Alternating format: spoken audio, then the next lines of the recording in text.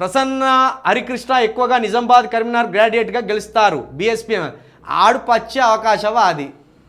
Congress ticket ఇవ్వకపోతే BJP దగ్గరికి పోయి అడిగిండు, బీజేపీ టికెట్ ఇవ్వకపోతే బీఎస్పీలోకి పోయిండు. బీఎస్పీ పార్టీలో ఉన్నోడా ఆయన, సిద్ధాంతం తెలిసినోడా? బీజేపీ పార్టీలో కేవలం టికెట్ కోసం వచ్చిండు ఆయన. బీజేపీ పార్టీలో పనిచేసిండు, బీఎస్పీ పార్టీలో ఇంతకుముందు ఎప్పుడన్నా పనిచేసిండా పవన్ ఆయనే? జర చూపి ఎక్కడ పనిచేసిండో.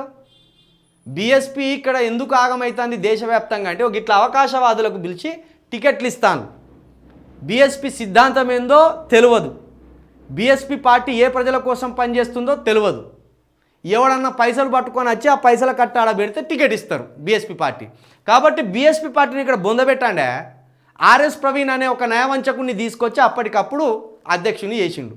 ఆర్ఎస్ ప్రవీణ్ ఏం చేసిండు, పార్టీని మొత్తం బొందలో దొక్కి పోయి బీఆర్ఎస్లో జాయిన్ అయ్యిండు.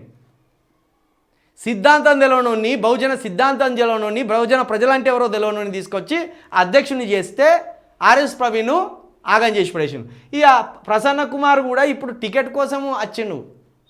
పార్టీని ఆయన ఓడిపోయిండు అనుకో ఉండడు, పార్టీలో గెలిచినా కూడా పార్టీలో ఉండడు.